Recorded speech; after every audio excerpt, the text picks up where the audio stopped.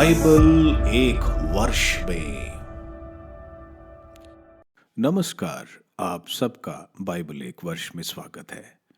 आप सब ने जो कदम उठाया है प्रभु के वचन सुनने के लिए, यह हमारे जीवन के अंधेरों को दूर करेंगे और हमें प्रभु के प्रकाश में चलाएंगे। आज हम उत्पत्ति ग्रंथ का अध्याय 18, 19, संत मत्ती का अध्याय 3 और सुक्ति ग्रंथ का अध्याय 2 का 1 से 5 वचन तक सुनेंगे। प्रभु का वचन सुनने से पहले आइए हम ईश्वर से प्रार्थना करें। हे प्रभु, हम आपका वचन सुनने वाले हैं।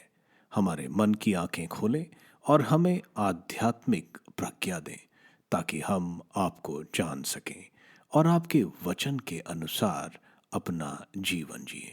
यह हम मांगते हैं आपसे प्रभु यीशु के नाम, आमेन।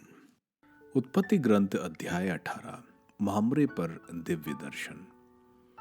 इब्राहिम मामरे के बातूल के पास दिन तेज गर्मी के समय अपने तंबू के द्वार पर बैठा हुआ था कि प्रभु उसको दिखाई दिया। इब्राहिम ने आंखें उठाकर देखा कि 3 पुरुष उसके सामने खड़े हैं। उन्हें देख ही वह तंबू के द्वार से उनसे मिलने के लिए दौड़ा और दंडवत कर बोला, प्रभु, यदि मुझ पर आपकी कृपा हो तो आपके सेवक के सामने से यूं ही ना चले जाए। आप आज्ञा दें तो मैं पानी मंगवाता हूँ। आप पैर धोकर वृक्ष के नीचे विश्राम करें। इतने में मैं रोटी लाऊंगा। आप जलपान करने के बाद ही आगे बढ़े। आप तो इसीलिए अपने सेवक के यहाँ आए हैं। उन्होंने उत्तर दिया, तुम जैसा कहते हो वैसा ही करो। इब्राहिम ने तंबू के भीतर दौड़कर सारा से कहा, जल्दी से 3 पसेरी मैदा गूंद कर फुलके तैयार करो। तब इब्राहिम ने ढोरे के पास दौड़कर एक अच्छा मोटा बछड़ा लिया और नौकर को दिया, जो उसे जल्दी से पकाने गया। बाद में इब्राहिम ने दही, दूध और पकाया हुआ बछड़ा लेकर उनके सामने रख दिया और जब तक वे खाते रहे वह वृक्ष के नीचे खड़ा रहा। उन्होंने इब्राहिम से पूछा, तुम्हारी पत्नी सारा कहाँ है? उसने उत्तर दिया, वह तंबू के अंदर है। इस पर अतिथि ने कहा, मैं 1 वर्ष के बाद फिर तुम्हारे पास आऊंगा। उस समय तक तुम्हारी पत्नी को एक पुत्र होगा। इब्राहिम और सारा दोनों बूढ़े हो चले थे। उनकी आयु बहुत अधिक हो गई थी और सारा का मासिक धर्म बंद हो गया था। इसलिए सारा हंसने लगी और उसने अपने मन से कहा, क्या मैं अब भी पति के साथ रमण करूं? मैं तो मुरझा गई हूं और मेरा पति भी बूढ़ा हो गया है। किंतु प्रभु ने इब्राहिम से कहा, सारा यह सोचकर क्यों हंसी कि क्या सचमुच बुढ़ापे में भी मैं माता बन सकती हूँ? क्या प्रभु के लिए कोई बात कठिन है? मैं अगले वर्ष इसी समय तुम्हारे यहाँ फिर आऊंगा और तब सारा को एक पुत्र होगा। सारा ने कहा, मैं नहीं हंसी क्योंकि वह डर गई। किंतु उसने उत्तर दिया, तुम निश्चय ही हंसी थी। इब्राहिम की मध्यस्थता। वे लोग वहां से सोदोम की ओर चल पड़े। इब्राहिम उन्हें विदा करने के लिए उनके साथ हो लिया। प्रभु ने अपने मन में यह कहा, मैं जो करने जा रहा हूं, क्या उसे इब्राहिम से छिपाए रखूं? उससे एक महान तथा शक्तिशाली राष्ट्र उत्पन्न होगा और उसके द्वारा पृथ्वी पर के सभी राष्ट्रों को आशीर्वाद प्राप्त होगा। मैंने उसे चुन लिया जिससे वह अपने पुत्र और अपने वंश को यह शिक्षा दे कि वह न्याय और धर्म का पालन करते हुए प्रभु के मार्ग पर चलते रहे। इस प्रकार मैं उससे जो प्रतिज्ञा कर चुका उसे पूरा करूंगा। इसलिए प्रभु ने कहा, सोदोम और गोमोरा के विरुद्ध बहुत ऊंची आवाज उठ रही है और उनका पाप बहुत भारी हो गया है। मैं उतर कर देखने और जानना चाहता हूँ कि मेरे पास जैसी आवाज पहुंची है उन्होंने वैसा किया अथवा नहीं। वे 2 पुरुष वहां से विदा होकर सोदोम की ओर चले गए। प्रभु इब्राहिम के साथ रह गया और इब्राहिम ने उसके निकट आकर कहा, क्या तू सचमुच पापियों के साथ धर्मियों का भी नष्ट करेगा? नगर में शायद 50 धर्मी है, क्या तू उन्हें सचमुच नष्ट करेगा?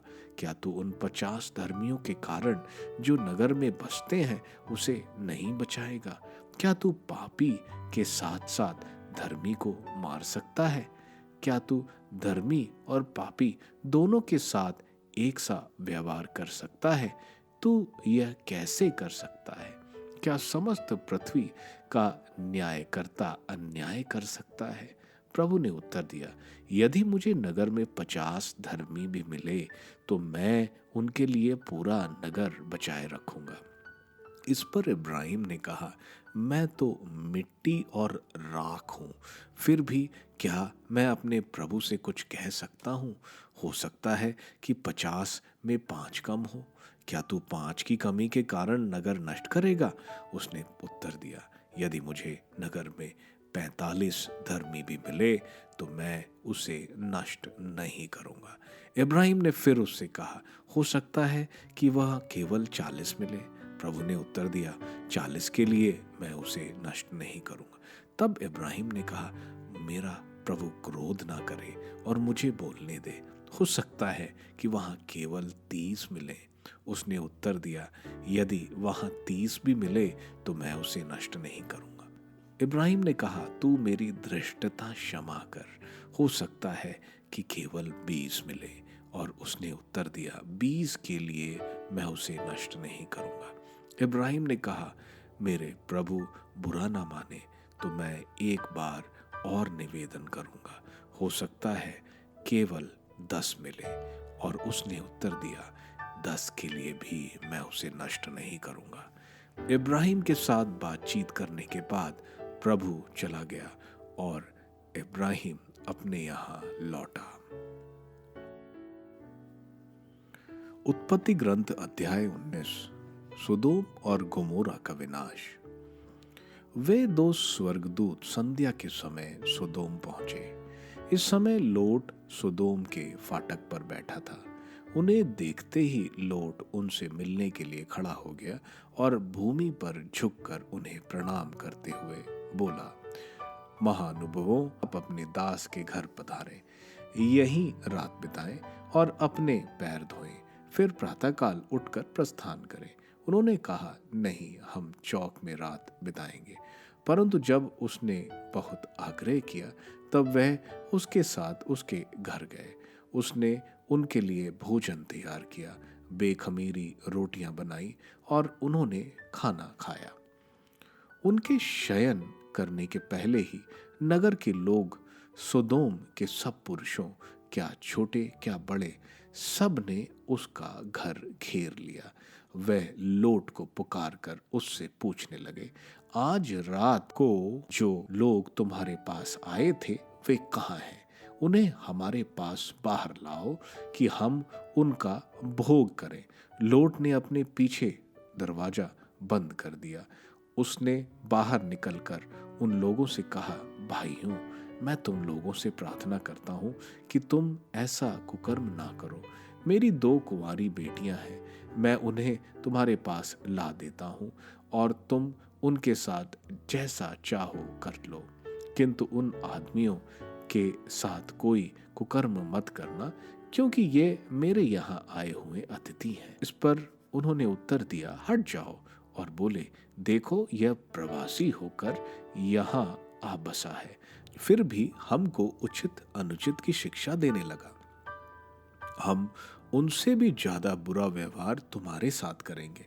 वह लोट पर टूट पड़े और किवाड़ तोड़ने के लिए पहुंचे ही थे कि उन 2 व्यक्तियों ने अपने हाथ बढ़ाकर लोट को घर के भीतर अपने पास खींच लिया और किवाड़ बंद कर लिया। फिर उन्होंने घर के दरवाजे पर खड़े हुए छोटे बड़े सब आदमियों को अंधा बना दिया, जिससे वे दरवाजे का पता नहीं लगा पा रहे थे। उन व्यक्तियों ने लोट से पूछा, क्या यहाँ आपका कोई और भी है? दामाद, पुत्र, पुत्रियां अथवा नगर का आपका कोई और हो तो उन्हें लेकर यहाँ से निकल जाइए।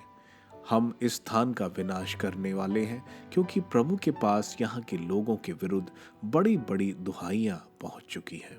इसलिए प्रभु ने हमें इसका विनाश करने के लिए भेजा है। तब लोट बाहर गया और उसने अपने भावी दामादों से कहा, उठो, यहाँ से बाहर निकल चलो, क्योंकि प्रभु इस नगर का विनाश करने ही वाला है। परंतु दामादों को लगा कि वह उनसे मजाक कर रहा है। स्वर्गदूतों ने ये कहते हुए लोट से अनुरोध किया, जल्दी कीजिए, अपनी पत्नी और अपनी दोनों पुत्रियों को ले जाइए, नहीं तो आप भी नगर के दंड के लपेट में नष्ट हो जाएंगे। वह हिचकाता रहा, इसलिए स्वर्गदूत उसकी पत्नी और उसकी दोनों पुत्रियों का हाथ पकड़कर नगर के बाहर ले चले, क्योंकि प्रभु लोट को बचाना चाहता था। नगर के बाहर पहुंचकर एक स्वर्गदूत ने कहा, जान बचाकर भाग जाइए, पीछे मुड़कर मत देखिएगा और घाटी में कहीं भी नहीं रुकेगा। पहाड़ पर भाग जाइए, नहीं तो आप नष्ट हो जाएंगे। लोट ने उत्तर दिया, महोदय, यह नहीं होगा। आपने मुझ पर दया दृष्टि की और मेरी जान बचाकर मेरा बड़ा उपकार किया। यदि मैं पहाड़ पर भाग जाऊं तो मैं विपत्ति से नहीं बच सकूंगा और निश्चय ही मर जाऊंगा। देखिए, सामने की नगरी अधिक दूर नहीं है, मैं वहां शीघ्र ही पहुंच सकता हूं। मुझे वहां शरण लेने दीजिए। वह एक छोटी सी जगह है, मैं वहां सुरक्षित होऊंगा। स्वर्गदूत ने उत्तर दिया, आपका यह निवेदन मुझे स्वीकार है, मैं उस नगरी का विनाश नहीं करूंगा। शीघ्र ही वहां भाग जाइए। जब तक आप वहां नहीं पहुंचेंगे तब तक मैं कुछ नहीं करूंगा। इस कारण वह नगरी सोर कहलाती है। जिस समय पृथ्वी पर सूर्य का उदय हुआ और लोट सोर पहुंचा, उस समय प्रभु ने सोदोम और गोमरों पर आकाश से गंधक और आग बरसाई। उसने उन नगरों को, सारी घाटी को, उसके समस्त निवासियों को और उसके सभी पेड़ पौधों को नष्ट कर दिया। लोट की पत्नी ने, जो उसके पीछे चल रही थी, मुड़कर देखा और वह नमक का खंभा बन गई। दूसरे दिन सवेरे ही इब्राहिम उस जगह पहुंचा जहां वह प्रभु के साथ खड़ा था। उसने सुदोम, गोमोरा और सारी घाटी पर दृष्टि दौड़ाकर देखा कि भट्टी के धुएं की तरह भूमि में से धुआं ऊपर उठ रहा है। इस प्रकार जब ईश्वर ने घाटी के नगरों का विनाश किया तो उसने इब्राहिम का ध्यान रखा और लौट की रक्षा की। तब उसने उन नगरों का विनाश किया जहां वह रहता था। मोआबियों और अमोनियों का उद्गमन। लॉट सोर में रहने से डरता था, इसलिए वह सोर से आगे बढ़ा और अपनी दो पुत्रियों के साथ पहाड़ियों पर बस गया। वहां वह अपनी दोनों पुत्रियों के साथ एक गुफा में रहने लगा। तब बड़ी बेटी ने छोटी से कहा, हमारे पिता बूढ़े हो गए हैं, इस प्रदेश में ऐसा कोई भी नहीं जो संसार के लोगों की परंपरा के अनुसार हमारे साथ विवाह करे। आओ, हम अपने पिता को शराब पिला दें और उसी के साथ लेट जाएं, जिससे हम अपने पिता के द्वारा ही अपना वंश बनाए रखें। तब उन्होंने उस रात को अपने पिता को शराब पिलाई और बड़ी पुत्री अपने पिता के साथ जाकर उसके साथ लेट गई। उसे यह नहीं मालूम हो पाया कि वह कब उसके साथ लेटी और कब उठकर चली गई। दूसरे दिन बड़ी ने छोटे से कहा, देखो, पिछली रात मैं अपने पिता के साथ लेट गई, आज रात को भी हम उसे शराब पिला दें। तब तुम जाकर उसके साथ लेट जाओ, जिससे हम अपने पिता के द्वारा अपना वंश बनाए रखें। इसलिए उन्होंने उस रात को भी अपने पिता को शराब पिलाई। तब छोटी गई और उसके साथ लेट गई। उसे यह मालूम नहीं हो पाया कि वह कब उसके साथ लेटी और कब उठकर चली गई। इस तरह लोट की दोनों पुत्रियों अपनी पिता से गर्भवती हुई। बड़ी पुत्री को एक पुत्र पैदा हुआ, जिसका नाम उसने मोआब रखा। वह आजकल के मोआबियों का मूल पुरुष है। छोटी पुत्री के भी एक पुत्र पैदा हुआ, जिसका नाम उसने बेन मी रखा। वह आजकल अमोनियों का मूल पुरुष है। संत मती का अध्याय 3। यूहन्ना बपतिस्मा का उपदेश। उन दिनों यूहन्ना बपतिस्मा प्रकट हुआ, जो यहूदिया के निर्जन प्रदेश में यह उपदेश देता था, पश्चाताप करो, स्वर्ग का राज्य निकट आ गया है। यह वही था जिसके विषय में नबी इसायास ने कहा था, निर्जन प्रदेश में पुकारने वाले की आवाज, प्रभु का मार्ग तैयार करो, उसके पथ सीधे कर दो। यूहन्ना ऊंट के रोओं का कपड़ा पहनने और कमर में चमड़े का पट्टा बांधे रहता था। उसका भोजन टिड्डिया और वन का मधु था। यरूशलेम, सारी यहूदिया और समस्त यॉर्दन प्रांत के लोग यूहन्ना के पास आते और अपने पाप स्वीकार करते हुए यॉर्दन नदी में उससे बपतिस्मा ग्रहण करते थे। बहुत से फरीसियों और सदूकियों को बपतिस्मा के लिए आते देखकर यूहन्ना ने उनसे कहा, सांप के बच्चों, किसने तुम लोगों को आगामी कोप से भागने के लिए सचेत किया? पश्चाताप का उचित फल उत्पन्न करो और यह ना सोचा करो, हम इब्राहिम की संतान हैं। मैं तुम लोगों से कहता हूं, ईश्वर इन पत्थरों से इब्राहिम के लिए संतान उत्पन्न कर सकता है। अब पेड़ों की जड़ में कुल्हाड़ा लग चुका है। जो पेड़ अच्छा फल नहीं देता, वह काटा और आग में झोंक दिया जाएगा। मैं तो तुम लोगों को जल से पश्चाताप का बपतिस्मा देता हूं, किंतु जो मेरे बाद आने वाले हैं, वे मुझसे अधिक शक्तिशाली हैं। मैं उनके जूते उठाने योग्य भी नहीं हूं। वे तुम्हें पवित्र आत्मा और आग से बपतिस्मा देंगे। वे हाथ से सूप ले चुके हैं, जिससे वे अपना खलिहान ओसा कर साफ करें। वे अपना गेहूं बखार में जमा करेंगे। वे भूसी को ना बुझने वाली आग में जला देंगे। प्रभु ईसा का बपतिस्मा। उस समय ईसा यूहन्ना से बपतिस्मा लेने के लिए गलीलिया से यॉर्दन के तट पहुंचे। यूहन्ना ने यह कहते हुए उन्हें रोकना चाहा, मुझे तो आपसे बपतिस्मा लेने की जरूरत है और आप मेरे पास आते हैं। परंतु ईसा ने उसे उत्तर दिया, अभी ऐसा ही होने दीजिए। यह हमारे लिए उचित है कि हम इस तरह धर्म विधि पूरी करें। इस पर यूहन्ना ने ईसा की बात मान ली। बपतिस्मा के बाद ईसा तुरंत जल से बाहर निकले। उसी समय स्वर्ग खुल गया और उन्होंने ईश्वर की आत्मा को कपोत के रूप में उतरते और अपने ऊपर ठहरते देखा, और स्वर्ग से यह वाणी सुनाई दी, यह मेरा प्रिय पुत्र है, मैं इस पर अत्यंत प्रसन्न हूं। सुक्ति ग्रंथ अध्याय 2 वचन 1 से 5। प्रज्ञा एक छुपा हुआ खजाना।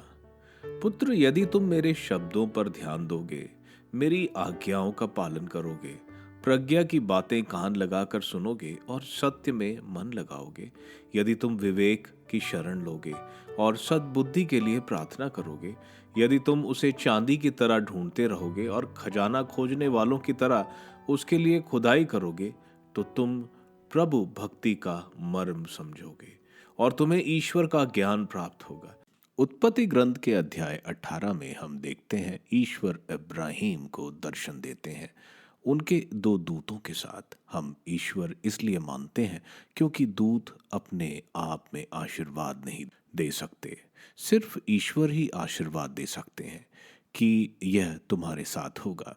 हम इब्राहिम की अतिथि सत्कार यहाँ देखते हैं। दोपहर का समय था, जब आराम किया जाता है, तब इब्राहिम 3 लोगों को अपने तंबू के बाहर देखता है और दौड़कर अतिथि सत्कार के लिए जाता है। ईश्वर भोजन नहीं करना चाहते, लेकिन इब्राहिम अपने सत्कार से ईश्वर को विवश करते हैं भोजन करने के लिए, और उसको आशीर्वाद मिलता है। क्या हम भी ईश्वर को विवश करते हैं अपने पास आने के लिए, या जाने देते हैं? जब पुत्र का आशीर्वाद ईश्वर देते हैं तो सारा मन ही मन हंसती है। 90 साल की उम्र में क्या मैं बच्चा पैदा कर सकती हूँ? सारा की मन की हंसी ईश्वर सुन लेते हैं। यह बताता है कि ईश्वर हमारे मन की हर बात जानते हैं। आगे हम देखते हैं इब्राहिम की मध्यस्थता सोदोम और गोमोरा को बचाने के लिए। सोदोम के पाप हम इज़ीकियल के ग्रंथ अध्याय 16 वचन 38 से 50 में देखते हैं। उनके पाप व्यभिचार, झूठ बोलना, अहंकार, स्वार्थ, गरीबों की मदद न करना, यह सब देखकर ईश्वर उन शहरों को नष्ट करने जा रहे हैं। हमें यह सोचने की ज़रूरत है, क्या मेरी स्थिति ऐसी तो नहीं? आज अगर हम देखें तो यह सब हमारे समाज में देखने को मिलता है। आगे हम देखते हैं ईश्वर भले को नष्ट नहीं करते। इसलिए हम देखते हैं कि उन नगरों में 10 लोग भी भले नहीं थे, केवल लॉट का परिवार जो 4 लोग थे। अध्याय 19 में हम देखते हैं लॉट कैसे 2 दूतों का अतिथि सत्कार कर रहा है। यहाँ हम देखते हैं सोदोम के पूरे शहर लॉट के घर को घेर लेते हैं और उसे इन 2 लोगों को मांगते हैं ताकि वे उनके साथ संसर्ग कर सके। पूरा शहर पाप में था। आगे हम देखते हैं दूत लॉट की इच्छा के खिलाफ उनको शहर से बाहर पहाड़ों में ले जाने को बोलता है ताकि वो इन दोनों शहरों को नष्ट कर सके। लॉट की पत्नी जो इस शहर से प्यार करती थी पीछे मुड़कर देखती है और वह नमक का खंबा बन जाती है। अग्नि और गंधक बरसते हैं और दोनों शहर नष्ट हो जाते हैं। इसलिए आज भी हमें मृत सागर डेड सी के इलाके में देखने को मिलता है। इसके बाद हम देखते हैं कि किस तरह लॉट की बेटियां पुत्रों के लिए अपने पिता को मदिरा पिलाकर गर्भवती होती हैं और 2 पुत्र मुआब और अमोनी जो इज़राइल के घोर शत्रु होते हैं बाद में उनको पैदा करते हैं। लॉट समृद्धि के लिए बिना ईश्वर से पूछे सोदोम जाता है और अपना सब कुछ खो देता है। इसलिए ईश्वर की इच्छा जानना जरूरी है।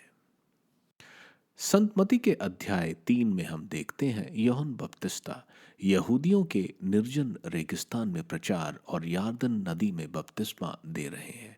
रेगिस्तान इज़राइलियों के लिए इसलिए खास है क्योंकि 40 वर्ष उनको निर्गमन ग्रंथ याद आता है और यहीं पर यहूदी ईश्वर का सानिध्य और इज़राइल के लोग ईश्वर के बताए देश यानी प्रॉमिस्ड लैंड पहुंचे।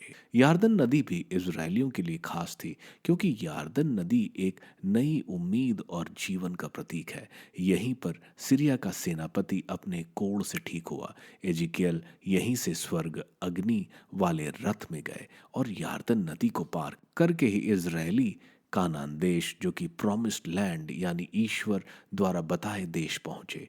इसलिए इज़राइलियों के लिए यारदन नदी बहुत महत्वपूर्ण है। लोग दूर दूर से इस बपतिस्मा के लिए आ रहे थे। यूहन्ना बपतिस्ता का मुख्य संदेश था अपने पापों का पश्चाताप करो क्योंकि ईश्वर का राज्य निकट है। यूहन्ना बपतिस्ता को हम पुराने विधान का एलियास की तरह देखते हैं क्योंकि एलियास भी ऊंट की खाल के कपड़े और चमड़े की बेल्ट पहनते थे जैसे यूहन्ना बपतिस्ता पहनते थे और एलियास की तरह थे। हम यह बात मलाकी के ग्रंथ अध्याय 3 वचन 23 में देखते हैं। एलियास ईश्वर का मार्ग तैयार करेंगे। नबी ईसाइयास भी ईसाइयास के ग्रंथ में अध्याय 40 वचन 3 में हम देखते हैं मरुभूमि में एक आवाज प्रभु का रास्ता तैयार करो और पुराने विधान के यह भविष्यवाणियां हम यूहन्ना बपतिस्ता में पूर्ण होते देखते हैं जो 700 वर्ष ईसा मसीह के जन्म के पहले लिखा गया था। आगे हम देखते हैं यूहन्ना बपतिस्ता फरीसी और सदूकियों जो वहाँ क्या हो रहा है उसकी जांच करने आए थे उनको कहते हैं कि ये ना सोचो कि तुम इब्राहिम के वंशज हो और बचाए जाओगे। पश्चाताप करो, आगे हम देखते हैं यूहन्ना बपतिस्ता बोल रहे हैं कि वे तो सिर्फ जल का बपतिस्मा दे रहे हैं, मेरे बाद जो आ रहे हैं वह अधिक शक्तिशाली हैं, वे आपको पवित्र आत्मा और अग्नि का बपतिस्मा देंगे। अग्नि पवित्र आत्मा का ही प्रतीक है। आगे हम देखते हैं प्रभु ईसा मसीह गलीली से यारतन नदी बपतिस्मा के लिए आते हैं। यूहन्ना बपतिस्मा प्रभु को बपतिस्मा देने से इनकार करते हैं और कहते हैं कि आप मुझे बपतिस्मा दीजिए। प्रभु के कहने पर वो मान जाते हैं। प्रभु निष्पाप थे, उनको बपतिस्मा लेने की कोई ज़रूरत नहीं थी, लेकिन प्रभु अपने आप को पापियों के साथ जोड़ना चाहते थे ताकि वो हमारे पाप अपने ऊपर ले सकें और मानव जाति को मुक्ति दिलाएं। आगे हम देखते हैं पवित्र आत्मा प्रभु पर उतरती है और पिता परमेश्वर की आवाज कि यह मेरा पुत्र है जिससे मैं अत्यंत खुश हूँ। यही भविष्यवाणी हम ईसाइयाह के ग्रंथ अध्याय 42 वचन 1 और उसके आगे अध्याय 42 से 53 में हम देखते हैं। ईसाइयाह ईश्वर के सेवक के बारे में बोल रहे हैं जिनको ईश्वर पवित्र आत्मा से भर देंगे, जो इज़राइल को मुक्ति देंगे। सुक्ति ग्रंथ के अध्याय 2 वचन 1 से 5 में हम फिर प्रज्ञा की पुकार सुनते हैं कि प्रज्ञा की बातें सुनो, उसे हृदय में संचित करो। अगर सद्बुद्धि के लिए प्रार्थना करोगे और खोजोगे तो तुम्हें प्रभु की भक्ति या प्रभु से डर का भाव होगा। प्रभु से डर ही प्रज्ञा की शुरुआत है। इसका मतलब ईश्वर से डरना नहीं, ईश्वर करुणा और प्रेम है। डरना इसलिए कि मेरे आचरण से प्रभु को चोट तो नहीं पहुंचेगी। आप सबको धन्यवाद ईश्वर के वचन सुनने के लिए। मैं आपसे विनती करता हूं कि आप बाइबल एक वर्ष में को दूसरों के साथ शेयर करें, क्योंकि प्रभु का वचन स्वयं प्रभु यीशु है। प्रभु को दूसरों को देने वालों को प्रभु की आशीष जरूर मिलेगी। मैं आप सबका बड़ी बेसब्री से कल इंतजार करूंगा। धन्यवाद।